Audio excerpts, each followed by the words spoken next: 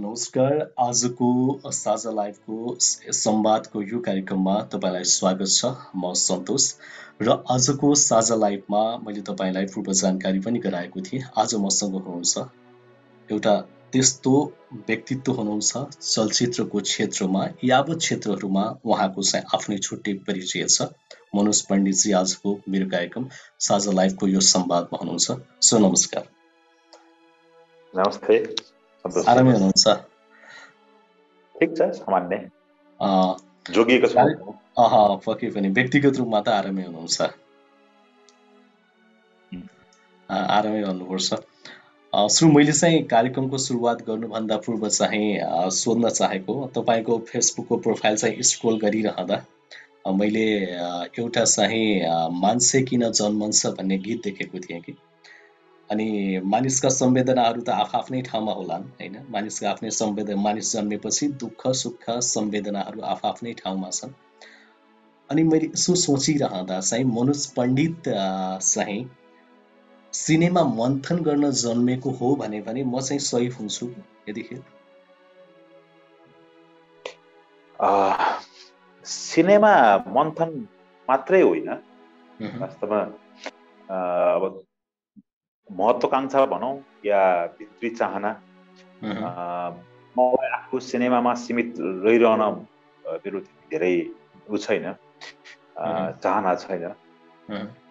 मलाई वास्तवमा मानिसको चेतना, चिन्तन, सोच प्रणालीमाथि काम गरेर भन्छ। हुन त सिनेमा मार्फत के प्रदर्शन त गर्न सकिन्छ, तर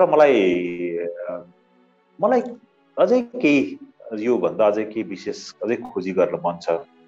अहिलेसम्म मेरो आफ्नो मनमा चाहिँ केही कुरा अझै त्यस्तो खोजी गर्नु छ जसले मानिसको वर्तमानका थुप्रै समस्याहरू समाधान गर्न चाहिँ त्यो विचारले एउटा महत्त्वपूर्ण भूमिका खेलोस् भन्ने चाहना छ। यस अर्थमा सिनेमा मात्र मन्थन होइन, जीवनकै मन्थन गर्ने मेरो चाहना। जीवनको मन्थन त आफ्नै ठाउँमा छ सर। तपाईँ चाहिँ मानिसका संवेदनाहरू, एक्सप्रेसन अफ ह्युमन इमोसन भन्छौँ नि हामी, मानवीय संवेदनाहरूलाई चलचित्रको पर्दामा चाहिँ तपाईँले लिइरहनुहुन्छ होइन। यसरी लिइरहँदा चाहिँ जीवनका यावत पाटाहरूलाई तपाईँले त्यहाँ समावेश गर्नुहुन्छ। समावेश गरिरहँदा पनि जीवनमा त्यस्तो पात्र छ सर, म कार्यक्रमको सुरुवातमै सोधिरहेको छु, जो तपाईँले बिर्सनै सक्नु भएन आजको यो दिनसम्म आउँदा चाहिँ। त्यस्तो पात्र हैन, त्यही हैन तपाईको प्रश्न, जसलाई चाहिँ मैले अहिलेसम्म भुल्न सकेको छैन। मैले अब यदि समय लाग्यो भनेपछि पक्कै पनि त्यस्तो पात्र अवश्य छैन हैन।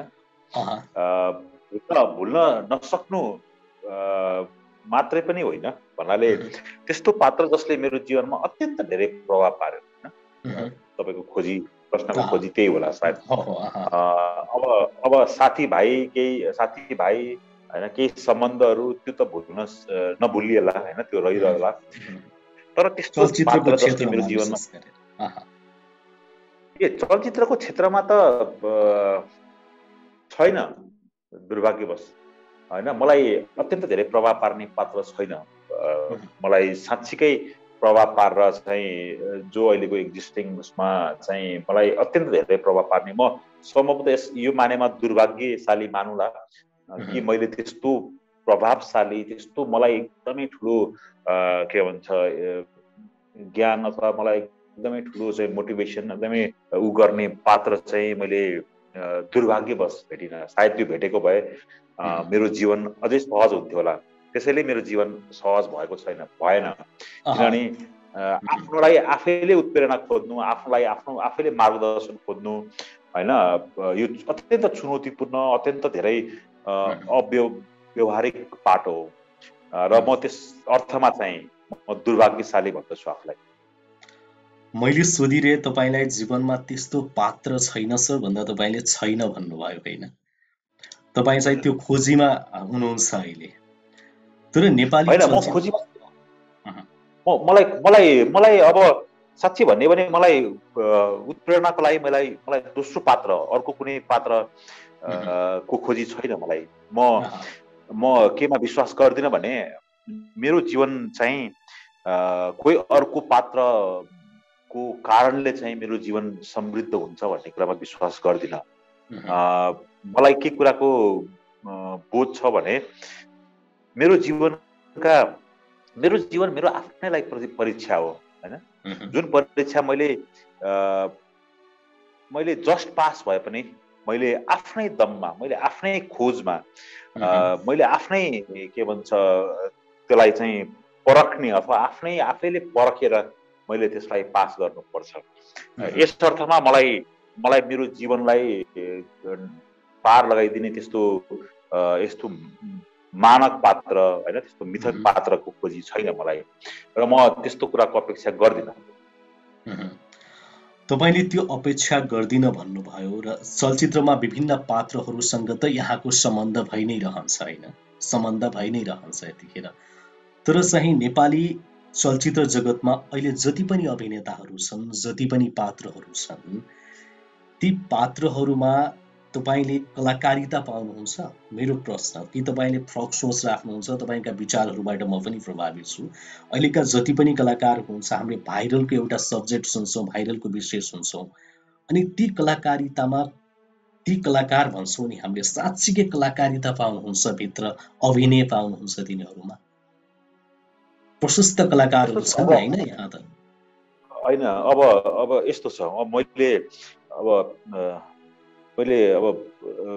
विदाउट एनी त्यो अब यो शब्दलाई घमण्ड भन्ने शब्द प्रयोग नगरिकन भन्नाले मैले भन्नुपर्दा चाहिँ म त्यस्तो सौभाग्यशाली निर्देशक हुँ जसले जो मार्फत चाहिँ नेपाली सिनेमा इन्डस्ट्रीका चारजना एकदमै महत्त्वपूर्ण, जो अहिलेको अवस्थामा एकदमै के भन्छ सबैले एकदम मानिआएका कलाकारहरू, 4-5 जना केही मान्छे जो चाहिँ प्रारम्भमा चाहिँ मेरै सिनेमा मार्फत चाहिँ अगाडि आएका हुन् हैन।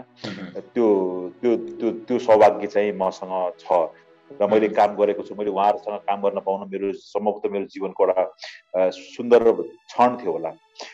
अब दयाङ राई हैन, अनि त्यसपछि खगेन्द्र लामिछाने, सौगात मल्ल, अनुप बराल जस्ता नेपालका 4 हस्तीहरू जोसँग चाहिँ मैले काम गर्ने सौभाग्य पाएँ। यस अर्थमा चाहिँ म अहिलेको नेपालको कन्टेम्पोरेरी ल्यान्डमार्क अभिनेताहरूको कन्टेक्स्टहरू चाहिँ म बुझ्न सक्छु। तर अब पात्र र कलाकार बिचको फरक छ हैन। यो तपाईले पात्र भन्ने शब्द भनिरहँदा चाहिँ हुनु त तपाईले खोज्नु भएको चाहिँ कलाकारकै कुरा गर्दै हुनुहुन्थ्यो, तर पात्र भन्ने शब्द र कलाकार भन्ने शब्द बिचको चाहिँ सम्बन्ध चाहिँ अत्यन्त कम्प्लेक्स छ। यी जो कलाकारहरू अहिले जुन हाम्रो उसमा चाहिँ पर्दामा चाहिँ अथवा हाम्रा चाहिँ उसमा चाहिँ फ्रन्टियरमा चाहिँ जो देखिएका छन्, जसलाई चाहिँ राम्रा कलाकारहरू मानिएको छ, ती कलाकारहरू चाहिँ केवल उनीहरूको अस्तित्वले मात्रै पनि स्थापित भएका हैनन्। ती कलाकारहरूको सौभाग्य के भने तिनीहरूसँग चाहिँ त्यस्ता केही पात्रहरू लेखियो र त्यस्ता पात्रहरूसँग उहाँहरू चाहिँ सम्बन्धित हुने मौका पाउनुभयो, अवसर पाउनुभयो, सौभाग्य पाउनुभयो, त्यसकारण उहाँहरू स्थापित हुन्छ। इन्ट्रेस्टिङ चाहिँ केही फिल्म मेकरहरूले, केही राइटरहरूले त्यस्ता पात्रहरूको परिकल्पना गरे जहाँ उहाँहरूलाई चाहिँ त्यो अवसर मिल्यो र आज ती मान्छेहरू छन्।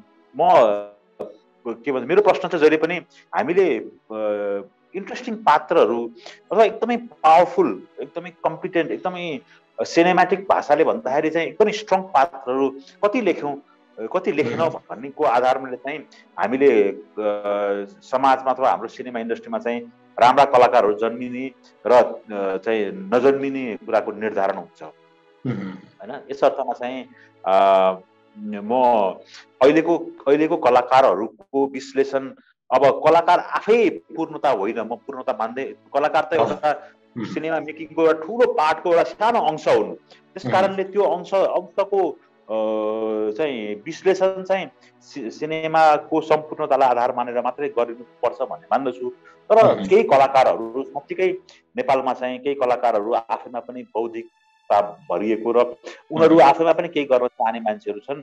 यो खालि यो देखेका कि नायक मानिएका केही कलाकारहरू मात्रै होइनन्, ती भन्दा पनि अझै विशेषतः यो के भन्छ सपोर्टिभ क्यारेक्टर्स अब स्टोरीमा चाहिँ अरू पनि पात्रहरू हुन्छन् हैन, प्रमुख प्रोटागनिस्ट एन्टागोनिस्ट बाहेक पनि त्यस्ता पात्रहरू खेल्ने कलाकारहरू पनि अत्यन्त ट्यालेन्टेड छन् नेपालमा। दुर्भाग्य के हो भने हामीले इन्ट्रेस्टिङ क्यारेक्टरहरू चाहिँ एकदम कम लेखेका छौँ। हाम्रो नेपाली सिनेमामा इन्ट्रेस्टिङ क्यारेक्टरहरू, स्ट्रङ क्यारेक्टरहरू चाहिँ कम लेखिने हुनाले चाहिँ हामीसँग कम कलाकारहरू चाहिँ एकदमै स्ट्रङ र अप्रिसिएटेबल लेभलमा चाहिँ पाइन्छ। दुर्भाग्य चाहिँ हाम्रो राइटर र मेकरहरूको कमजोरीमा हो। राइटर र मेकरको कमजोरी भन्नुभयो। यहीँनिर एउटा प्रश्न म के गर्न चाहे भन्दा, जति पनि नेपालमा चलचित्रहरू बन्छन्, अझ एउटा यसरी उदाहरण दिउँ तपाईँलाई, जति पनि ऐतिहासिक चलचित्रहरू नेपालमा बनिरहेका छन्, ती चलचित्रमा जब हामी हलमा लगाउँछौँ, ती चलचित्रहरूमा त्यति दर्शक हामी देख्दैनौँ। जब चाहिँ हामी इन्डियाको चाहिँ कुनै ऐतिहासिक फिल्म बन्यो भने हाउसफुल बन्छ। यो के कारणले? फिल्म मेकिङकै कमजोरी हो या हामी दर्शक चिन्न सकिरहेका छैनौँ? होइन, अब यो दर्शक भन्ने चिज एकदमै कम्पेरिटिभ कुरा हो। हेर्नुहोस्, अब दर्शक 10जना दर्शक गएर सिनेमा हेर्ने र सिनेमालाई अप्रिसिएट गर्ने कुरा र 2-4 लाख मान्छेहरूको भिड हुने बिचमा चाहिँ त्यसले चाहिँ सिनेमाको गुणस्तरको मूल्याङ्कन हुँदैन होइन। हामीसँग भिड चाहिँ अरू थुप्रै कुराहरूले पनि भिडको आकर्षण हुन्छ। जस्तो हाम्रो अझै पनि समाज चाहिँ त्यो ऱ्यासनल समाज नभइसकेको र हाम्रो चाहिँ अझै पनि युफोरियामा, यो मिडिया सेन्ट्रिक अथवा बजार केन्द्रित युफोरियामा हुने हुनाले चाहिँ भिड चाहिँ विज्ञापनले पनि हुन्छ, भिड चाहिँ अरू आकर्षणका कुराहरूले पनि हुन्छ। साँच्चीकै भने राम्रो सिनेमाहरूमा एकदमै तपाईँको आकर्षणका एलिमेन्टहरू कम पनि हुन सक्छन् होइन, किनभने तर अरू सिनेमाहरूमा, बजारमा चल्ने धेरै सिनेमाहरूमा आकर्षणका धेरै एलिमेन्टहरू छन्। त्यसमा तपाईँको नायकहरू चर्चित भएका चाहिँ होइन, राम्रो अनुहार देखिने नायकहरू, कलाकारहरू राखेका हुन्छन्। अब महिलालाई प्रयोग त्यसरी नै गरिरहेको हुन्छ दुर्भाग्यवश होइन। हाम्रो पीडा चाहिँ महिलाहरूलाई वस्तुको रूपमा प्रयोग गर्ने प्रचलन छ। गीत सङ्गीतका कुराहरू हुन्छन् होइन, एडिसनल भएका हुन्छन्, फाइटमा गिमिक्सहरू हुन्छ, दृश्यहरूको भयावहता, एकदमै भव्यताहरू हुन्छन्। यी सबै चमक धमकका कुराहरूले पनि मान्छेहरू आकर्षण हुने र भिड लाग्ने कुरा हुन्छन्। अब राम्रा सिनेमाहरूको कन्टेक्स्टमा हेर्ने हो भने जीवनका पीडा होइन, अनि त्यसपछि मानिसका संवेदना, क्रूरता, मानिसको वैचारिक द्वन्द्वहरू, यस्ता कुराहरू हुने हुनाले चाहिँ त्यस्ता सिनेमाहरूमा एकदम आकर्षण हुन्छ भन्ने पनि छैन। तर तपाईँको प्रश्नमा जहाँ चाहिँ हिस्टोरिक सिनेमाहरूको हलमा लाग्दाखेरि चाहिँ धेरै हिस्टोरिक सिनेमाहरू चाहिँ नेपालको कन्टेक्स्टमा चाहिँ साँच्चीकै भन्यो भने धेरै हिस्टोरिक इतिहासमाथि बनेका सिनेमाहरू चाहिँ अत्यन्त कमजोर बनेका छन्। ती सिनेमाहरू आफैमा कमजोर बनेका छन् होइन। अब इतिहास त वास्तवमा भने अत्यन्त चर्चित विषय हो नि त। इतिहासका त्यस्ता विषयहरू जुन साँच्चीकै चर्चाको शिखरमा पुगिसकेका छन्, हामी धेरैले पढेका हुन्छौँ, हामीलाई सुनेका हुन्छौँ। त्यस्ता सिनेमाहरू त बजारमा के भन्छ, त्यस्ता सिनेमा आउँदाखेरि चाहिँ ठुलो मास आउनुपर्ने अवस्था बन्नुपर्ने हुन्थ्यो नि त। तर हाम्रा सिनेमाहरू जब त्यस्ता सिनेमाहरूको केही भिजुअलहरू बाहिर आउने बित्तिकै मान्छेहरूमा त्यो आकर्षण घटेको छ, किनभने त्यो सिनेमाहरू साँच्चीकै प्रोपरली बनेका छैनन्। त्यो इतिहासलाई रिप्रेजेन्ट गर्नको लागि तत्कालीन प्रोडक्सन डिजाइनिङ कुराहरू हुन्। त्यस्ता पात्रहरू, कतिपय पात्रहरूलाई के अरे रिप्रेजेन्टेसन गर्ने चाहिँ एक्टरहरू हुन् होइन। अनि त्यसको म्युजिक, त्यसको अथेन्टिसिटी, यी धेरै पाटोहरूमा चाहिँ ती सिनेमाहरू चाहिँ के भन्छ एकदम कमजोर बनेका हुनाले चाहिँ ती सिनेमाहरूप्रतिको आकर्षण चाहिँ अलिक कम छ। इन्डियामा चाहिँ त्यो प्रोडक्सन भ्यालु, त्यो एक्टरहरूको रिप्रेजेन्टेसन, त्यो कस्ट्युम्स, त्यो के भन्छ अथेन्टिसिटी, धेरै कुरामा काम गर्ने हुनाले चाहिँ इन्डिया होस् या हलिउडमा होस्, ती सिनेमाहरूमा आकर्षण चाहिँ त्यो धेरै मान्छेहरू हेर्न आउँछन्। त्यही भएर इतिहास चाहिँ चलचित्रको लागि अत्यन्त के भन्छ स्ट्रङ विषय हो। तर त्यति भन्दैमा इतिहास छ, इतिहास चर्चित छ भन्दैमा चाहिँ हाम्रो कमजोर फिल्म मेकिङले चाहिँ त्यसलाई धान्न सक्दैन पक्कै पनि। यो चाहिँ हाम्रो अलिकति कमजोरी पनि हो जस्तो त्यो चाहिँ लाग्छ मलाई पनि। तपाईँले चाहिँ हामी चलचित्रकै विषयमा केन्द्रित छौँ यतिखेर। हाम्रो नेपाली चलचित्रलाई सङ्गीत निर्देशकको जुन एउटा पक्ष छ अनि लेखनको जुन पक्ष छ, यी तीनवटा कुरालाई र्याङ्किङ चाहिँ एक उसमा नम्बर वाइज राख्नु पर्यो भने कसरी राख्नुहुन्छ तपाईँ? एक नम्बरमा हुन्छ भनेको अब यो सङ्गीत त हेर्नुहोस्, अब सङ्गीतको कुरा गर्ने हो भने त नेपाली सिनेमाले जुन गीतको जुन पाटोलाई प्रयोग गरेको छ त्यो बेकार छ, त्यो कामै होइन। सङ्गीत त आवाज, सिनेमाको चाहिँ सिनेमाको दृश्य सँगसँगै सिनेमाको आवाज अर्को एउटा महत्त्वपूर्ण पाटो हो होइन। त्यो आवाज महत्त्वपूर्ण पाटोमा चाहिँ अब भोइस, त्यसपछि के भन्छ लाइभ साउन्डहरू होइन, त्यो भूगोलले दिने साउन्डहरू, अनि घटनासँग हुने साउन्डहरू, र त्यसपछि चाहिँ फिल्म मेकरलाई एउटा एस्थेटिक एउटा सपोर्ट गर्नलाई चाहिँ ब्याकग्राउन्ड स्कोर छ। हाम्रो काम हुनुपर्ने ठाउँ चाहिँ ब्याकग्राउन्ड स्कोरमा, ब्याकग्राउन्ड म्युजिकमा हो होइन, जसले चाहिँ सिनेमाको त्यो दृश्य भाषालाई अझै बढी इन्हान्स गर्न सक्थ्यो। तर हाम्रो चाहिँ त्यहाँ काम हुँदैन। हाम्रो चाहिँ कहाँ त्यो त्यहाँ त हाम्रो त जहाँबाट म्युजिक लिएर राखे पनि हुन्छ भन्ने काम हुन्छ। तर हाम्रोमा चाहिँ बढी ध्यान कहाँ छ भने त्यो मेलो ड्रामेटिक नभनौँ, त्यो चाहिँ त्यो गीत सङ्गीत, त्यो जुन हामी चाहिँ त्यो हिन्दी सिनेमाबाट बढी प्रभावित भएको र हाम्रो त्यो अब एक त हाम्रो के भन्छ हाम्रो कल्चरमा पनि त्यो अलिकति गीत सङ्गीत बढी प्रयोग गरिने ठाउँ भएको हुनाले चाहिँ नेपाली सिनेमामा पनि गीत सङ्गीत जहाँ चाहिँ हिरो हिरोइनलाई नाच्ने, उनीहरूका दुःख प्रकट गर्नको लागि चाहिँ गीत सङ्गीतको प्रयोग हुन्छ। के भन्छ गीत सङ्गीतको प्रयोग हुन्छ। तर त्यो चिज चाहिँ वास्तवमा सिनेमाको लागि आवश्यक चिज होइन होइन, त्यो थिएन। त्यो नेपाली सिनेमामा गीत सङ्गीत हटाइदिने भयो भने बल्ल, अनि हट्न थाल्यो भने बल्ल चाहिँ सिनेमाको स्टोरी प्रेजेन्टेसनमा बढी फोकस हुन्थ्यो। त्यही भएर म यस्तो खाले यो पात्रहरूले बेला बेलामा गाउने नाच्ने गीतको चाहिँ म यसलाई चाहिँ रिजेक्सनै गर्छु, यो काम छैन भन्छु होइन। अब होइन म म्युजिक राखेर म इन्ट्रेस्टिङ केही गर्छु भनेर बेग्लै कुरा भयो त्यो त। तर हाम्रो जुन प्रचलन छ त्यो चाहिँ काम लाग्दैन। अब अर्को कुरा त लेखन भनेको चाहिँ लेखन त कुनै पनि कुराको अवधारणाको विकास, त्यसलाई टेक्स्चुअलाइजेसन गर्ने, त्यो डिजाइनिङ गर्ने, त्यो त सम्पूर्ण कामका आधारभूत कुरा हो होइन। त्यो लेखन भन्ने चिज चाहिँ एकदम आधार कुरा हो। तपाईँको अर्को प्रश्न चाहिँ निर्देशन थियो होइन। अब यो लेखन र निर्देशकीय पक्ष र लेखन पक्ष बिचको चाहिँ यो पक्षलाई छुटाउन मिल्दैन। यो चाहिँ छुट्टा कुराहरू भएन। निर्देशन पक्षले चाहिँ वास्तवमा चाहिँ कुनै पनि कुरालाई कसरी अगाडि बढाउने भने, त्यो लेखनलाई पनि कसरी अगाडि बढाउने भने, कसरी कन्स्ट्रक्ट गर्ने भन्ने कुराको चाहिँ निर्धारण गर्नु होइन। उसले पनि त्यसलाई कन्ट्रोल गर्नु सक्छ, त्यसलाई डिजाइनिङ गर्ने कुरा हो। त्यो निर्देशन भनेको नै के भने वास्तवमा हामी यो बाटोमा जाउँ भन्ने कुरा हो होइन। तर हाम्रोमा चाहिँ यहाँ निर्देशन भनेको चाहिँ एउटा लेखकले लेखिदिन्छ अनि त्यो निर्देशकले गएर सुटिङ गर्ने, कलाकारलाई यस्तो गर कस्तो गर भने क्यामेरा यहाँ राख्ने भन्ने कुरा मात्रै मानिने हुनाले चाहिँ यो फरक पाटोहरू विधाहरू भए। तर निर्देशन भनेकै चिज चाहिँ निर्देशकको दायित्व, परिधि, जिम्मेवारी नै के हो, सिनेमा आफैले कसरी कुन बाटो जाने हो भन्ने कुराको निर्देशन गर्ने, त्यसको त्यो बाटोको निर्धारण गर्ने पक्ष भएको कुराले चाहिँ निर्देशन भन्ने चाहिँ एउटा खालि छुट्टै एउटा पेसा होइन। निर्देशन भनेको एउटा दृष्टिकोण निर्माण गर्नेदेखि हरेक कुरा हुनाले चाहिँ यो निर्देशन त अत्यन्त महत्त्वपूर्ण पाटो हो। निर्देशन बिना त कुनै बाटोमा पनि जान सकिँदैन। अब तर निर्देशन लेखिनु पर्यो, निर्देशन चाहिँ एउटा निश्चित संरचनामा आउनु पर्यो, त्यसको टेक्स्ट हुनु पर्यो भन्ने हो। संसारमा चाहिँ कतिपय राम्रा फिल्महरू चाहिँ नलेखेर पनि बनेका छन् होइन, त्यो लेखिनै पर्छ भन्ने पनि छैन। तर कागजमा नलेखे पनि निर्देशकले, त्यो स्रष्टाले, म निर्देशक मात्रै भन्दैन, स्रष्टाले कहीँ न कहीँ लेखेको हुन्छ, उसले डिजाइन गरेको हुन्छ, उसको मनोविज्ञानमा हुन्छ होइन। तपाईँको हङकङको एउटा अत्यन्त वर्ल्ड क्लास फिल्म मेकर छन् होइन, वङ कार वाई भन्ने फिल्म मेकर छन्।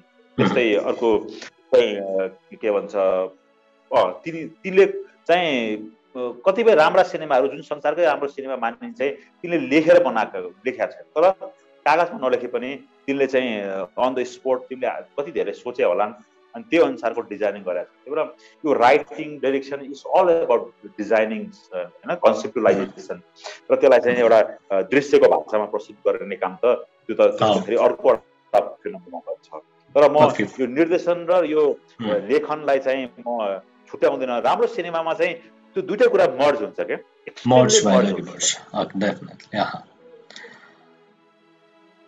अब चाहिँ मेरो एउटा अर्को प्रश्न के भने, जति पनि चलचित्रहरू बनेका छन् ती चलचित्रहरूमा एउटा लेखकले लेख्छ, स्क्रिप्ट राइटरको पक्षमा मलाई त्यति थाहा छैन, अनभिज्ञ छु, त्यो पछि आउँछ होला। कथाले मागे जति दिनुपर्छ भन्ने कुरामा तपाईँ चाहिँ विश्वास गर्नुहुन्छ होइन? एउटा कलाकारले कथाले मागे जति नै दिनुपर्छ त्यो बल्ल एउटा कमर्सियलाइज हुन्छ चलचित्र। अनि यो कथाले मागे जति भन्ने चाहिँ अत्यन्त एउटा कस्तो नरेटिभ हो भने यो त्यस्तै त भाइरल त्यस्तै त चलचित्र चलिरहेका छन् नि होइन? होइन, यो यो यो यो शब्दावली नै एकदमै के भन्छ, यो शब्दावली आफैमा चाहिँ फेरि गलतै होइन होइन, तर यसको जुन दुरुपयोग भइरहेछ त्यो दुरुपयोग चाहिँ जहिले पनि अब के भन्छ यो एकदमै के हाम्रो त लज्जास्पद कुरा छ। हिरोइनले चाहिँ कथाले मागे जस्तो गराएको छ होइन भन्ने यो अब त्यो कथाले कसरी माग्छ भन्ने अब कुराको चाहिँ बाटोमा जान्छ। वास्तवमा यो चाहिँ हरेक कुरा चाहिँ आइडियाको डेभलपमेन्टको कुरा हो। कुनै पनि एउटा आइडिया चाहिँ त्यो आइडिया एउटा सानो कुराले पनि इन्स्पायर हुन सक्छ। एउटा आइडिया चाहिँ कसरी ग्रोथ हुँदै जान्छ अनि त्यो ग्रो हुँदै जाने कुरामा चाहिँ त्यो प्रिमाइसेस बन्दै, त्यो सिनोप्सिस बन्दै अनि त्यो पात्रहरू मार्फत त्यसपछि बल्ल कथाको संरचना दिन्छ। कथालाई चाहिँ डिटेलिङ गर्ने कुरा गर्दा चाहिँ त्यसको स्क्रिन प्ले हुन्छ, त्यसको पटकथा हुन्छ। पटकथा भनेको त्यो कथालाई टुक्राएर त्यसलाई प्रस्तुत गर्ने कुरा हो, त्यसको त्यो सानो सानो अंशहरू प्रस्तुत हुने कुरा हो होइन। कथा चाहिँ त्यसको सम्पूर्णता हो। अनि पटकथा हुन्छ, पटकथामा चाहिँ दृश्यहरू लेखिएको हुन्छ, किनभने मान्छेले आखिर बुझ्ने जे कुरा गरे पनि मान्छेले त्यो दृश्यकै भाषामा बोल्छ के होइन। हामीले दृश्यकै भाषामा बोलिरहेका हुन्छौँ। त्यो मानिसको दिमागमा जाने बेलामा दृश्यकै रूपमा हुन्छ भने त्यहाँ मानिसलाई त्यो कम्युनिकेट गर्नलाई चाहिँ दृश्यको संरचनामा चाहिँ त्यो पटकथा लेखिएको हुन्छ। अनि त्यो दृश्यमा चाहिँ पात्रहरू हुन्छन्, पात्रले आपसमा कम्युनिकेट गर्ने बित्तिकै डायलग हुन्छ, त्यसलाई संवाद भन्नेको। यो पटकथा संवादको सम्मिश्रणबाट कथा बन्छ होइन। भनेको यो चिज चाहिँ कथा भन्ने छुट्टै चिज होइन।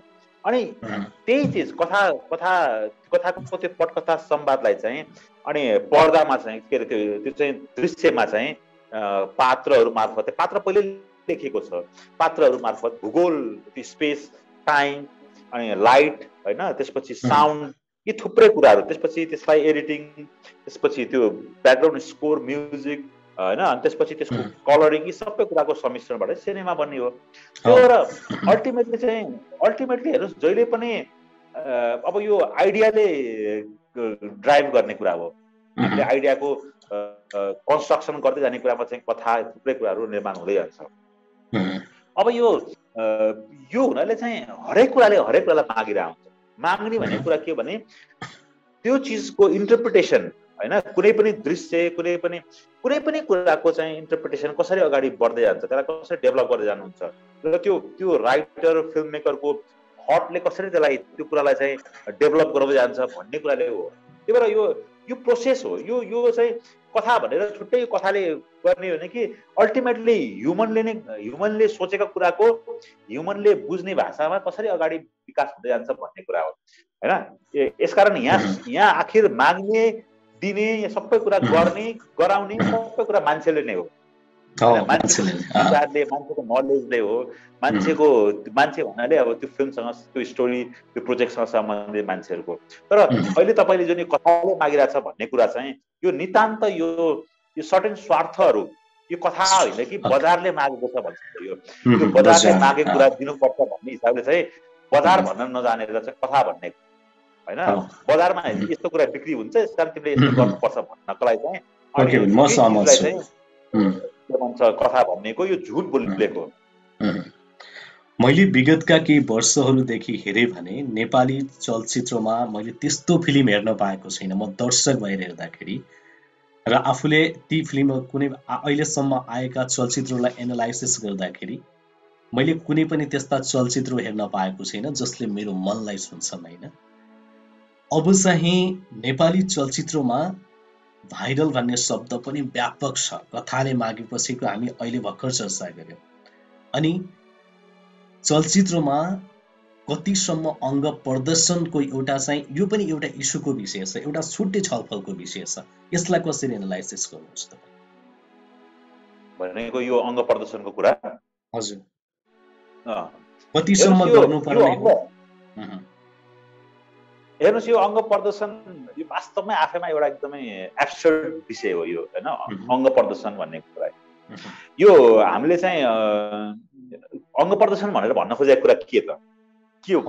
त्यसले के कुरालाई इङ्गित गर्छ भनेको त्यसले चाहिँ के कुरा इङ्गित गर्छ भने महिलाले चाहिँ आफ्नो शरीरको कति अङ्ग चाहिँ कुन अङ्ग चाहिँ देखाउन पाउँदैन होइन। यो त खालि के कुरासँग मात्रै एसोसिएट छ भनेको हाम्रोमा चाहिँ महिलालाई अङ्ग प्रदर्शन गर्ने वस्तुको रूपमा मानिने हुनाले चाहिँ होइन। यो त एकदम ठुलो पोलिटिकल सब्जेक्ट हो। यो वास्तवमा एब्सर्ड भन्ने पनि पोलिटिकल सब्जेक्ट हो। महिलालाई अङ्ग प्रदर्शन गर्ने अथवा महिलालाई सिनेमामा चाहिँ एउटा वस्तुको रूपमा अथवा एउटा चाहिँ सेक्सुअल इरोटिसिजमको वस्तुको रूपमा लिइने हुनाले चाहिँ महिलालाई कति हदसम्म चाहिँ त्यो सेक्सुअल इरोटिसिजम पुरुषका लागि महिलाले कति इरोटिसिजम गर्न पाउनुपर्छ भन्ने कुराको चाहिँ मापन गर्ने एउटा एक किसिमको एउटा बजारिया सोचको चाहिँ एउटा उपज हो यो चाहिँ अङ्ग प्रदर्शन भन्ने कुरा होइन। तपाईँको संसारका राम्रा सिनेमाहरू मानिसका चाहिँ सेक्सुअल चाहनाको बारेमा सिनेमा बन्छ, मान्छेको सेक्सुअल डिजायरले क्रिएट गरेको परिस्थितिको बारेमा बन्छ, मानिसका सम्बन्धहरूको बारेमा बन्छ। त्यहाँ चाहिँ अङ्ग प्रदर्शन भन्नेको टर्मोलोजी नै एक्जिस्ट गर्दैन। किनभने त्यो जे यथार्थ हो त्यो यथार्थलाई प्रस्तुत गर्नलाई कहीँ कतै हिचकिचाट हुँदैन होइन। तर हाम्रोमा चाहिँ एकदमै त्यो कुण्ठा त्यो यौन कुण्ठा हाम्रो मानसिकतामा रहेको जुन यौन कुण्ठाहरूको लाई सांस्कृतिक सामाजिक र राजनीतिक प्रणालीबाट कसरी दबाइराख्ने त्यसलाई कसरी कन्ट्रोल गर्ने भन्ने कुराको चाहिँ यो चाहिँ एक किसिमको विषय हो। यसमाथि बहस गर्न आवश्यक छ। मेरो लागि त यो अङ्ग प्रदर्शन भन्ने यो विषय चाहिँ कसैले कन्ट्रोल गर्ने कुरा होइन। यो चाहिँ एउटा फिल्म मेकरको लागि के कुराको आफ्नो स्टोरीलाई प्रुभ गर्नको लागि मानिसहरूलाई आफ्नो स्टोरी कसरी भन्ने विषयमा चाहिँ पटकथाभित्र चाहिँ आउने परिस्थितिहरूको सबैभन्दा यथार्थपरक प्रस्तुति सबैभन्दा सृजनात्मक प्रस्तुति गर्नको लागि के कस्तो गर्नुपर्छ यो सबै कुराको फ्रिडम हुनुपर्छ। हामीलाई यो अङ्ग प्रदर्शन यो सामाजिक कुरीति सामाजिक अनि यो के सांस्कृतिक सफरिङ छ, मानिसहरू सफरिङ छ। मलाई चाहिँ दुःख सत्य हो भन्ने लाग्छ। अनि मानिस चाहिँ समस्यासँग आबद्ध छ, समस्या छ, एक पछि अर्को समस्या छ भन्ने लाग्दछ। तसर्थ मलाई खुसी चाहिँ समस्याहरू समाधान गर्ने प्रयत्नमा छ। मलाई चाहिँ खुसी भनेर छुट्टै इन्डिपेन्डेन्ट एउटा कुनै अस्तित्व हुन्छ भन्ने लाग्दैन। मलाई चाहिँ के लाग्छ भने हामीले एउटा निश्चित गोल बनाउँछौँ, हामीले यो चिज हासिल गर्ने भन्छौँ, अनि त्यो चिज हासिल गर्दा आफूले निर्धारण गरेका गोलहरू लक्ष्यहरू प्राप्ति गर्दा मानिसलाई खुसी लाग्छ। त्यो खुसी वास्तवमा एउटा मूल्याङ्कन हो आफ्नो, यो एउटा सापेक्षिक हुन्छ जहिले पनि। अनि अर्को चाहिँ आफूलाई आइपरेको समस्यालाई समाधान गर्दा हुन्छ। अब केलाई समाधान मानिएको छ त्यो चिज गर्दा हुन्छ, त्यो चिज प्राप्ति गर्दा हुन्छ भनेको चाहिँ त्यो खुसी चाहिँ मोमेन्टरी हुन्छ हैन। त्यो चाहिँ स्थायी हुँदैन। त्यो चाहिँ आइदर त्यो चाहिँ समस्यासँग सङ्घर्ष गरिरहँदा चाहिँ आफूले म गरिरहेछु भन्ने कुराको अनुभूति हुँदाखेरि खुसी लाग्छ हैन, या चिज चाहिँ मैले मैले प्राप्त गर्न खोजेको कुराको म नजिक नजिक गएँ, मैले प्राप्तको लागि सङ्घर्ष गरिरहेको छु भन्ने हुन्छ। तर मलाई चाहिँ त्यो क्रियाशीलतामा खुसी लाग्छ। म क्रियाशील हुन सकेन। जस्तो म 3-4 दिनदेखि म एउटा कथा निर्माण गर्ने प्रयत्नमा छु। मलाई त्यसैमा खुसी छ। कथा निर्माण भइसकेको छैन, यसका पीडा छ। त्यो कथा निर्माण हुने प्रणालीमा यति धेरै पीडा हुन्छ होइन। पात्र सोच्यो, पात्रको जीवनमा के चिज राख्ने, के त्यसले त्यो चिज हासिल गर्नलाई के अवरोध आउँछ, यस्तै सोचिरहँदाखेरि चाहिँ खुसी लाग्छ। मलाई चाहिँ क्रियाशीलतामा खुसी लाग्छ। मलाई क्रियाशीलतामा खुसी लाग्छ। अब जीवनका केही पाटाहरू चाहिँ 5 मिनट त्यो कुराकानी गरौँ। जीवन के रहेछ सर? एउटा निर्देशकले एउटा कलाकारको क्षेत्रमा लागेको मान्छेले कसरी बुझ्छ जिन्दगीलाई?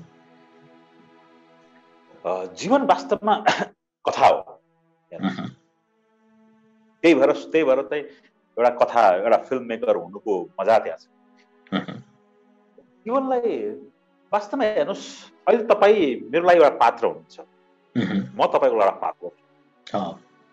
तपाईँले मेरो बारेमा जे सुन्नुभयो त्यो तपाईँको लागि एउटा कथांश हो, एउटा सानो अंश हो कथाको अंश होइन। तपाईँले मेरो जीवनलाई एउटा कथाको रूपले, एउटा मनोज पण्डित भन्ने पात्र छ, त्यसले यस्तो गर्छ, उसले यस्तो गर्छ, यस्तो गरेको थियो भनेर तपाईँले मेरो जीवनको एउटा कथा अंशको रूपमा मलाई लिनु भएको छ। मैले तपाईँलाई त्यसरी लिन्छु र अल्टिमेटली मैले पनि यो क्रियाशीलता अपनाउँदै जाँदाखेरि त्यसले निर्माण गर्ने कथा, उपकथा, त्यसले परिस्थितिसँग यात्रा, चुनौती, सङ्घर्ष गएर के भन्छ भने एउटा मनोज पण्डित भन्ने एउटा कुनै पात्र रहेछ जसको जीवन चाहिँ थुप्रै कथाहरूको सम्मिश्रणयुक्त एउटा ठुलो कथा रहेछ भन्ने। त्यही भएर जीवन वास्तवमै कथा हो। कथाहरू निर्माण हुन्छ, देख्न सकिन्छ, हत्याउन सकिन्छ, पुनर्निर्माण गर्न सकिन्छ।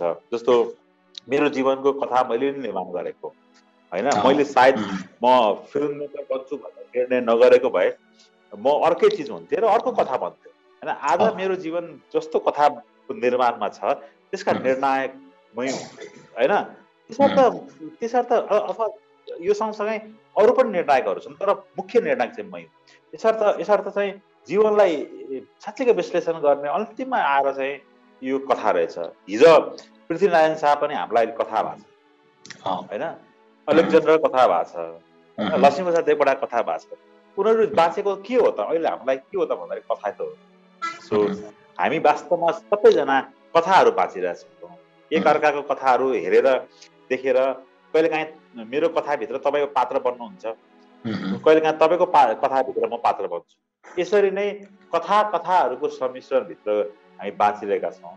त्योभन्दा पर मैले त्यति धेरै भेटाएको छैन। हो, तर परिभाषाहरू सबैको भोगाइ अनुसार फरक हुन्छन् जीवनका। यो चाहिँ मेरो मान्यता पनि हो। मेरो अलग छ जीवनको परिभाषा भने, तपाईँको फरक हुन सक्छ होइन जीवनको परिभाषा चाहिँ। कार्यक्रमको अन्ततर्फ पनि छौँ। अन्तिममा चाहिँ 2वटा प्रश्न मैले गर्छु। पहिलो प्रश्न चाहिँ चलचित्र आफैमा एउटा जीवन्त जीवन हो भन्छु मैले, तपाईँले कसरी भन्नुहुन्छ? जीवनका यावत विषयलाई हामी त्यहाँ चाहिँ प्रस्तुत गर्छौँ र चलचित्रमा जति पनि चलचित्र म तपाईँलाई भनिहाल्नु है त, यो तपाईँले भनेको कुरा चलचित्र वास्तवमा झुट हो। चलचित्र एकदम ठुलो झुट हो। यो झुटलाई हामीले सत्य निर्माण गर्ने हो। झुटलाई सबभन्दा सुन्दर झुट हो। जब चलचित्र साँच्चीकै सुन्दर झुट बन्छ त्यसपछि चलचित्र सफल हुन्छ। तर संसारमा के कुरा झुट होइन भनेर तपाईँले खोज्नुभयो भने तपाईँसँग उत्तर कम होला। पक्कै पनि यो साँच्चीकै सुन्दर झुट हो। यस्तो सत्य हो को रूपमा तपाईँलाई हामी प्रस्तुत गर्छौँ कि सत्य हो भन्छौँ, तर हामी त्यो झुटको इट्टाबाट निर्माण गर्छौँ। तर सत्य पनि त केही होइन होला जस्तो, सत्य पनि छैन जस्तो अनुभव हुन्छ मलाई पनि। यो चाहिँ मान्नुहुन्छ? सत्य केलाई मान्ने हामी? अब जस्तै एउटा मन्दिर छ भने हामी पूर्वतिर जाँदा पश्चिम देख्छौँ, पश्चिममा जाँदा त्यसलाई पूर्व देख्छौँ होइन। तर त्यो बिचको सत्य के हो त भन्नेमा अझै पनि हामी भ्रमित छौँ। कुनै पनि वस्तु सत्यलाई चाहिँ हामीले जे कुरालाई स्वीकार्छौँ नि त्यही नै सत्य। जे स्वीकार्छौँ नि त्यो सत्य हो हेर्नु अँ, है। अँ, त्यही भएर सिनेमा चाहिँ साँच्चीकै एकदम पावरफुल झुट हो कि यसका अर्थ भनिरहेको छु कि उहुँ, हामी तपाईँलाई दर्शकलाई चाहिँ स्वीकार्न बाध्य बनाउँछौँ बाध्य कि हो। यो रहेछ है एउटा कुनै पात्र बाँचेको रहेछ, पात्रको परिवार रहेछ, पात्रको यस्तो उम्, रहेछ उस्तो रहेछ भनेर। त्यही भएर उहुँ, यो एउटा साँच्चीकै एकदमै गहिरो, तर यसको सिनेमाको सबभन्दा ठुलो पावर नै झुट हो क्या फेरि। झुट नै संसारको सबैभन्दा पावरफुल चिज हो हेर्नुहोस्। म पनि यो छुट्टै एउटा अपेक्षा नगरेको चाहिँ प्रश्न र उत्तर पनि मैले पाएँ, म चाहिँ सन्तुष्ट भएँ। सो अब यो चलचित्र विकासका लागि चाहिँ नेपालले पनि विभिन्न विकास बोर्डहरू छन् होइन, विभिन्न सङ्गठनहरू छन्। यी सङ्गठनहरूले अहिले चाहिँ के कार्य गरिरहेको छ, कसरी एनालाइसिस, कसरी विश्लेषण गर्नुहुन्छ चलचित्र विकासका निमित्त, कलाकारको संरक्षण सम्वर्धन प्रवर्धनका लागि साँच्चीकै सही काम गरिरहेको छ जस्तो अनुभव हुन्छ? तपाईँ पनि आबद्ध हुनुहुन्छ होला। अब यस्तो हेर्नुहोस्, म अहिले चाहिँ कुनै पनि इन्स्टिट्युसनसँग आबद्ध छुइनँ, किनभने मलाई यो इन्स्टिट्युसनको मूल्य मान्यता, इन्स्टिट्युसनको दर्शनमाथि नै प्रश्न मैले गर्दछु म। अब हेर्नुहोस्, एउटा यथार्थ के हो भने हामीसँग एउटा सत्य चाहिँ एउटा तितो सत्य, त्यसलाई सत्य भन्दा नि यथार्थ भन्छु म होइन। यथार्थ चाहिँ के हो भने हामी चाहिँ राज्यबाट शासित छौँ। हामी मानिसहरू हामी सबैजना राज्यबाट शासित छौँ। यो हाम्रो दुर्भाग्य हो, तर हाम्रो यथार्थ हो। हामी शासित प्राणी हो। हाम्रो मानिसले सिनेमा चाहिँ मानिसकै लागि भने पनि आखिर मानिसका लागि चाहिँ सबै कुराको निर्धारण चाहिँ राज्यले गर्छ, शासकले गर्छ होइन। त्यसर्थ सिनेमा पनि शासकले नै त्यसको चाहिँ पूर्वाधारहरूको चाहिँ त्यसको सबभन्दा ठुलो निर्णायक पक्ष चाहिँ राज्य हो। अब यो राज्यले सिनेमालाई चाहिँ कसरी हेर्छ भन्यो भने हामी अझै पनि कलाकार राष्ट्रका गहना हुन् र हामी चाहिँ यो मनोरञ्जनको साधन हो भनेर चाहिँ यो मनोरञ्जनको साधन हो भनेर यो अत्यावश्यक विषयवस्तुमा पर्दैन। यो अत्यावश्यक विषयवस्तु पुरा भइसकेपछि अनि त्यसपछि मान्छेले चाहिँ एक्स्ट्रा समयमा चाहिँ उपयोग गर्न सकिने चाहिँ साधनको रूपमा, एउटा सामग्रीको रूपमा यसलाई सिनेमालाई मान्छ। भनेपछि राज्य आफैको सोच्ने प्रणालीमा राज्यले मानिसको दृष्टिकोणमा पारेको सबभन्दा ठुलो के भन्छ नलेज नै के हो भने सिनेमा भनेको चाहिँ नन नेसेसरी एलिमेन्ट, जुन कुरा चाहिँ मानिसका अरू पूर्वाधारहरू पुरा भइसकेपछि बल्ल त्यसलाई चाहिँ गर्न सकिन्छ भनेर यसलाई चाहिँ सामाजिक र मानवीय मूल्य मान्यताको आधारमा चाहिँ यसलाई बहिष्कृत गरिएको छ। अब यस्तो देशमा यस्तो नीतिगत आधारभूत संरचना भएको र यस्तो एजुकेसन प्रणाली भएको ठाउँमा सिनेमाको स्थान र सिनेमाको बारेमा हुने जति पनि क्रियाकलापहरू हुन् त्यो चाहिँ फगत एकदमै त्यो के भन्ने, अब तपाईँलाई अब शब्द भन्दाखेरि एकदमै नमिठो लाग्ला, तर यो पहिला चाहिँ त्यति हदसम्म नभनौँ, तर यो विषयमा यो सिनेमाप्रति चाहिँ कसैको पनि साँच्चीकै गम्भीर ध्यान आकर्षण छैन। त्यसैले यहाँ हुने सबै क्रियाकलापहरू चाहिँ फगत समय पास गर्नलाई छ, किनभने सिनेमा भनेकै समय पार गर्नलाई चाहिँ मान्छेले हेर्ने चाहिँ एउटा चाहिँ मनोरञ्जनको साधन भनेको छ। मनोरञ्जन भनेको त वास्तवमा भन्यो भने एकदमै सस्तो विषय मानिन्छ, त्यसकारण सिनेमा सस्तो मानिन्छ। अब यस्तो सस्तो विषयलाई यो राज्यले गर्ने व्यवस्थाको शिकार चाहिँ हामी सिनेमा भनेको साँच्चीकै सृजनात्मक क्रिएटिभ र ह्युमन नेसेसिटी हो। सिनेमा चाहिँ यो फगत मनोरञ्जनको विषय होइन, सिनेमा चाहिँ ह्युमन एक्सपिरियन्सको कुरा हो। यसले मानिसका थटहरूलाई, यसले मानिसको के भन्छ मानिसको कग्नेटिभ प्रोसेसलाई होइन, यो त सबभन्दा ठुलो त यो मानिसको चेतनाको प्रणालीलाई चाहिँ यसले प्रभाव पार्छ। यसकारण यसमाथि चाहिँ यो साहित्यिक प्रोडक्टमा चाहिँ यो क्रिटिकल, यो वैचारिक प्रोडक्टमाथि चाहिँ यसलाई विचारको रूपले, यसलाई सृजनात्मक रूपले चाहिँ यसलाई विशेष स्थान दियोस् भनेर जो हामी एडभोकेट गर्छौँ हाम्रो कुरा अहिले राज्यले सुन्ने अवस्थामा छैन। त्यसकारण सिनेमा चाहिँ अहिले टुहुरो भएको अवस्था छ, अत्यन्त टुहुरो अवस्थामा छ। पक्कै पनि राज्यले यसप्रति ध्यान आकर्षण जाओस्, हाम्रो पनि चाहना यही हो। सो कार्यक्रमको अन्तिमतर्फ छु म चाहिँ। अन्तिममा मैले धेरै संवाद गरेको छु सर कलाकारहरूसँग, विभिन्न विषयवस्तुमा रहने सर्जकहरूसँग, तर यति गहन र यति मनलाई चाहिँ आनन्द आउने संवाद चाहिँ मैले कमै गरेको छु। अन्तिममा चाहिँ मेरो प्रश्न, यो प्रश्न धेरै दोहोरिरहेको छ मेरो जीवनमा र मैले धेरैलाई पनि प्रश्न गर्छु सर्जकहरूलाई। जीवनको अन्तिम पलमा सर, हुन त मृत्यु के हो भनेर सोध्यो भने फरक उत्तर आउला तपाईँबाट। हामी मृत्यु यो चाहिँ सत्य हो, तर जीवनको अन्तिम क्षणमा त्यस्तो चाहना छ सर, मैले यो यतिका जीवन भोगिसके पछाडि मैले चाहिँ यो गरेर यो संसारलाई चाहिँ आनन्दले जान पाए हुन्थ्यो भने एउटा सोच त हुन्छ नि मान्छेको, त्यस्तो केही छ जीवनप्रति? अब हेर्नुहोस्, मलाई छ वास्तवमा मसँग एउटा साँच्चीकै एउटा सुन्दर एउटा उद्देश्य छ। त्यो सुन्दर उद्देश्य चाहिँ के छ भने म यो आदर्शहरूको जुन एउटा समाजमा स्थापित एउटा चाहिँ एकदमै ठुलो चेन छ, एकदम जुन एउटा बन्धन छ, त्यो बन्धनमाथि चाहिँ प्रश्न गरेर जाउँ भन्ने छ होइन। मलाई आदर्शहरू प्रति घृणा लाग्छ, एकदमै मलाई दुर्भाग्य। मलाई जीवन कतिपय आदर्शहरूले गाइड गरेर आयो, तर अहिले आएर चाहिँ आदर्शहरूप्रति मलाई घृणा लाग्छ। मलाई आफू मानिस भएर बाँच्नको लागि चाहिँ चाहिने पूर्वाधारहरूको एकदमै प्रस्फुटन भओस् भन्ने चाहन्छु। यस अर्थमा के मानिससँग चाहिँ मानिस चाहिँ पर्फेक्सनिस्ट होइन, मानिसको चाहिँ यो एउटा चाहिँ प्रक्रियामा चाहिँ मानिसले बाँच्न गरेको सङ्घर्षको क्रममा चाहिँ मानिसको आफ्नो चेतनाको, आफ्नो दृष्टिकोणको सीमितता अथवा त्यसको वास्तवमा लिमिटेसन चाहिँ ब्युटिफुल चिज हो के।